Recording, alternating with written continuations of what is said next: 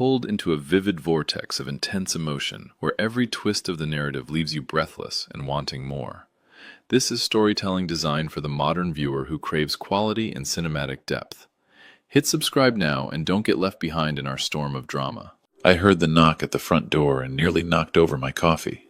I had been sitting at the kitchen table, helping my neighbor's kid review his college application essay. He'd asked me to look it over since I used to teach English composition at the community college for 31 years. Retired now, 3 years going on 4, but old habits die hard. You see a young person struggling with words, you help. That's just who I am. But that knock, I knew before I even stood up.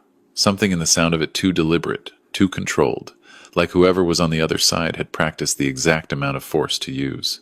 I set down my red pen, looked across the table at my grandson Eli, who was sitting on the living room floor building something complicated out of wooden blocks, and I felt my chest tighten in a way it hadn't in years. Eli didn't look up. He rarely did when sounds happened that weren't part of his expected world. He kept placing blocks with the kind of precision that still amazed me after all this time, each one measured by some internal ruler only he could read. I walked to the door. My son's ex-wife was standing on my porch. Diane. I hadn't seen her in 9 years. She was wearing a blazer I'm sure cost more than my monthly electric bill, and standing half a step behind her was a man in a gray suit holding a leather folder. He had the look of someone who got paid to stand next to people and say very little. "Richard," she said. Not hello, not I'm sorry. Just my name, like she was reading it off a document. "Diane," I said back. She looked past me into the house, toward Eli. "I'd like to talk," she said. I didn't move from the doorway. "Let me back up. Let me tell you how we got here, because none of this makes sense without the beginning, and the beginning is the hardest part for me to tell. My son Marcus was 28 when he married Diane. I liked her at first. She was sharp, ambitious, knew exactly what she wanted out of life. What she wanted, it turned out, did not include the unexpected. Marcus and Diane had Eli in the 3rd year of their marriage, and within the first 18 months, it became clear to everyone except Diane that Eli was experiencing the world differently than most children. He didn't respond to his name consistently. He lined things up: spoons, shoes, the little plastic animals from a toy set in rows by size and color. He could spend 45 minutes watching the pattern of light move across a wall. When sounds were too loud or too sudden, he would fold into himself like a piece of paper being pressed flat. Marcus wanted to get him evaluated. Diane said he was just a late bloomer. Marcus pushed. Diane pushed back harder. By the time Eli was 2.5, their marriage had become a cold war fought mostly in whispers after bedtime, and I was driving 40 minutes each way to help Marcus with childcare 3 days a week, because Diane had gone back to work full-time, and made it clear she considered that her primary obligation to the family. I'm not saying she was a monster. I want to be fair about that. I think she looked at Eli and saw a future she hadn't signed up for, and didn't know how to love past her own fear. That doesn't excuse what she did, but I've had 9 years to think about it, and I try not to carry hate. It's heavy, and I'm 67 years old. When Eli was 3, they got the diagnosis: autism spectrum disorder. The developmental pediatrician was kind, thorough, gave them a folder full of resources, and the name of a specialist in our city, who was exceptional with kids Eli's age. Diane left 4 months later. She didn't leave in a dramatic way. There were no screaming fights, no thrown dishes. She simply began spending more nights at her sister's place, then more weekends. Then one Tuesday morning, Marcus called me and said Diane had taken most of her things over the weekend while he was at work, and left a note on the kitchen counter saying she needed a different life. Eli was 3 years and 2 months old. Marcus tried. God, he tried. He took Eli to every appointment, read every book, learned every therapy technique. But Marcus was also working 60-hour weeks at a logistics company trying to keep the health insurance that covered Eli's therapy. And slowly, in the way that quiet crises work, he started to come apart at the seams. Not in a dramatic collapse, in the slow, grinding way that exhaustion takes a person apart piece by piece. When Eli was 4, Marcus called me on a Sunday night and asked if I could take Eli for a couple weeks while he got his footing back. He showed up Monday morning with Eli's bag, his weighted blanket, his noise-canceling headphones, and a list of his routines typed in a font large enough for me to read without my glasses. Marcus hugged Eli for a long time at the door. Then he got in his car. He called every week for the first month, then every couple of weeks.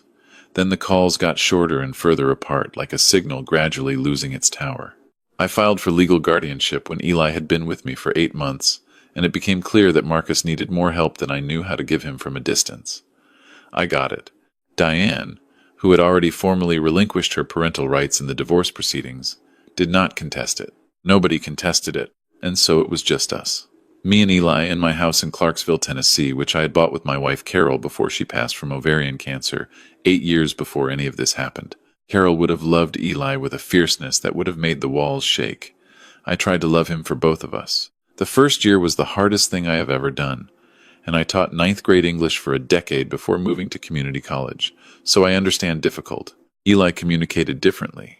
He was verbal but not conversational, meaning he had language, but language for him was a precise tool, not a social one.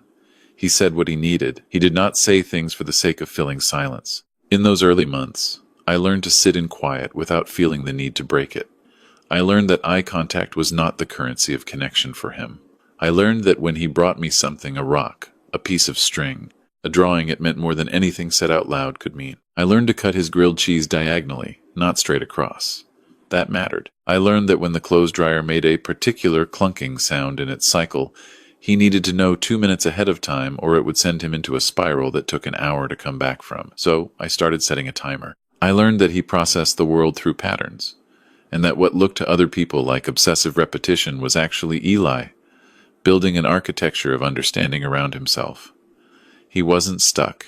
He was constructing. The school system, God love them, tried. His IEP was 12 pages long. His resource room teacher, a woman named Miss Patricia Hurd, was one of the finest educators I have ever encountered in 40 years of being around education, and I told her so every chance I got. But the mainstream classroom was genuinely difficult for Eli. The noise, the unpredictability, the social choreography that other kids seemed to have downloaded automatically, and Eli had to consciously learn step by step. In third grade, a substitute teacher called me and said Eli had refused to participate in a group activity and sat in the corner for 40 minutes. I asked her what the group activity was. She said they were supposed to draw their favorite animal. I asked if she had given them a warning beforehand that the activity was changing. Long pause. I started picking Eli up at lunch twice a week and bringing him home for the afternoon. We found a rhythm. I had time. Retirement gives you time, if nothing else, and I used every hour of it. What I discovered, slowly and then all at once, was that Eli had a mind that worked like a machine I didn't have the manual for, but could recognize was extraordinary. He could hold dozens of variables in his head simultaneously. He could see logical structures the way some people see faces. He started teaching himself to code when he was 10 years old using free online resources, and within 8 months he was writing programs that made my neighbor's teenager, a boy who was studying computer science at community college, stop and say, "Sir, where did he learn this?" He didn't learn it anywhere. He figured it out. By the time Eli was 13, he had built 3 fully functional apps. None of them were commercial yet.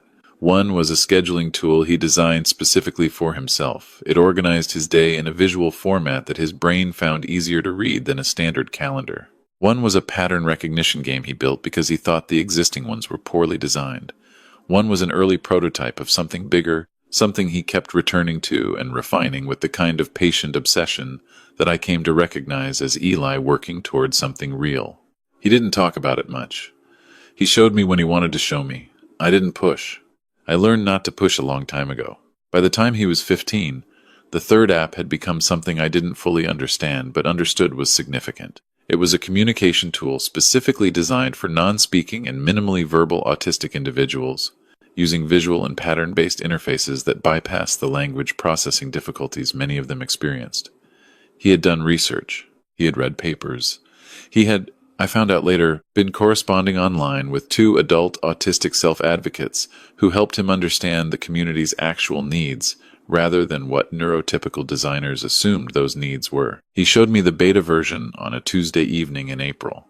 We were sitting at the kitchen table, the same table where I'd been grading my neighbor's essay the day Diane showed up, though that day was still 2 years away, and he turned the laptop around and walked me through it with the quiet focus he brought to everything he cared about. I understood maybe 40% of what he explained. I understood 100% that it was remarkable. At 16, he connected with a nonprofit organization that supported assistive technology development. They helped him file for a provisional patent and connect with a developer who could help him build out the infrastructure the app needed at scale. I hired a lawyer, a good one, a woman named Sandra Okafor, who had been recommended by a friend from my church to review every contract before Eli signed anything. Sandra had a son with sensory processing disorder, and she cared about this work personally. She also, as it turned out, became one of the people I was most grateful for when things got complicated. At 17, the app launched officially. Within 6 months, it had been adopted by 31 school districts across 9 states as a communication support tool. Within a year, a special education technology company made an acquisition offer that valued Eli's intellectual property and the app's existing infrastructure at $4.3 million. Sandra walked me through the offer on a Thursday afternoon at her office. I sat in the chair across from her desk and she talked, and I heard the words, but there was a moment where I stopped hearing them and just sat there in the quiet. I thought about Carol. I thought about how she used to say, when Eli was small, and those first months were hard, and I doubted myself constantly, Richard. That boy knows exactly who he is. Your job is just to keep the world from making him forget it. I cried in Sandra's office. She handed me a box of tissues and didn't make a thing of it. Eli was calm about the offer in the way he was calm about most things. He asked precise questions. He requested 2 weeks to review. He made a list of conditions, including that the acquiring company commit in writing to maintaining the core design principles he had built the app around and to continuing consultation with the autistic community. The company agreed to all of them. He was 17 years old. And then, 8 days before the acquisition closed, Diane knocked on my front door. I stood in the doorway and did not invite her in. I'd like to talk, she said again. I heard you the first time, I said. The man with the leather folder shifted his weight slightly.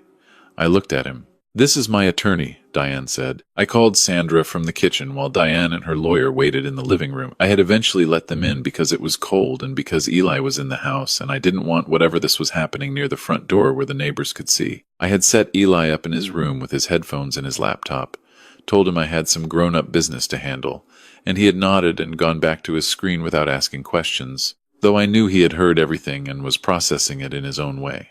Sandra answered on the second ring. I told her Diane was in my living room with a lawyer. Sandra said, "Don't say anything. I'll be there in 40 minutes.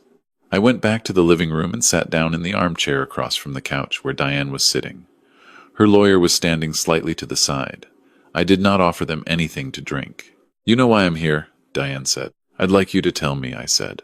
She had, her lawyer explained, become aware of Eli's recent success. She had, and the lawyer used careful language here, language that had clearly been constructed by someone paid a great deal of money to construct it, maintained an enduring interest in her son's welfare. She had not been in a position to be present in his life in the way she would have wished, but she was his biological mother, and she had retained legal counsel to explore what rights she might still have. I kept my face very still. I had learned that from Eli. Sandra arrived in 38 minutes. She walked in, introduced herself, sat down, and for the next 2 hours conducted the most thorough, methodical, and quietly devastating legal conversation I have ever witnessed. She walked through the timeline of Diane's relinquishment of parental rights. She walked through the guardianship order. She explained, with the pleasant patience of someone who has explained something many times to people who do not want to hear it, that Diane had no legal standing in relation to Eli's finances, decisions, or welfare, and that the acquisition agreement had been structured specifically to ensure that Eli's assets were protected under a trust that Sandra had drafted herself. Diane's lawyer asked to speak with Eli directly. Sandra said no. I said nothing. There was a long silence, and then I heard Eli's door open. He walked down the hallway and stood at the entrance to the living room. He was wearing his gray sweatshirt and his headphones were around his neck. He looked at Diane with the focused, neutral attention he gave to things he was observing but had not yet categorized. Diane looked at him, and something moved across her face, something I couldn't quite name. Not guilt, exactly. Maybe the recognition of all the time that had passed and everything that had been in it. Eli, she said softly. He looked at her for a long moment. Then he turned to me. Grandpa, he said, in the same tone he used when he was explaining something he had already worked out. I looked up what she relinquished means. It means she already made her choice. He looked back at Diane. I don't need anything from you, he said, not cruelly, not with anger, with the same precise calm he brought to everything. I have what I need. Then he turned and walked back down the hallway. His door closed quietly. Diane didn't say anything for a moment. Then she said, He's extraordinary, I said. He's been extraordinary his whole life. You would know that if you'd been here. I hadn't meant to say it, but I had said it, and I didn't take it back. Diane and her lawyer left 20 minutes later. Sandra stayed another hour, making sure I understood every layer of protection that was already in place. Eli's trust was iron. His rights were protected. There was nothing Diane could do. And after one subsequent letter from her attorney, which Sandra answered with the kind of reply that made further letters unnecessary, we never heard from her again. The acquisition closed on a Thursday. Eli and I went to his favorite restaurant that night, a barbecue place he had liked since he was 6, because they always seated us in the same corner booth, and the lighting was consistent, and the menu hadn't changed in 12 years. We ordered the usual. Eli ate methodically. I watched him and thought about the boy who arrived at my house with a weighted blanket and a list of routines, and the young man sitting across from me who had just sold his first piece of intellectual property for more money than I had made in 31 years of teaching. He looked up from his plate. "Are you okay, Grandpa?" he asked. "Yeah, buddy," I said. "I'm really okay." He nodded and went back to his food. After a while, without looking up, he said, "Thank you for the grilled cheese. All those years." I had to look at the window for a minute. "It cut diagonal," I said. "I know," he said. "That's why. I have thought about what I would tell a younger version of myself, the man who stood in his kitchen 9 years ago, holding a typed list of routines, watching his son drive away, genuinely not knowing if he was enough for what was being asked of him. I would tell him, you don't need to be enough at the start. You just need to show up every morning and learn one more thing about who this child is. The rest builds itself." I would tell him, "Pay attention to the small things, because for some people the small things are the whole language." I would tell him, "Don't let anyone, a school system, a doctor with a deficit-based framework, a mother who chose fear over love, write the story of who your child is allowed to become." I would tell him, "Keep cutting the sandwich diagonal." The night Diane knocked on my door, I was terrified. I won't pretend I wasn't. But I looked at my grandson, who had looked at his biological mother with clear eyes and said what was true without cruelty or performance, and I understood something Carol had tried to tell me a long time ago. Some people come into this world already knowing exactly who they are. Your only job is to stand beside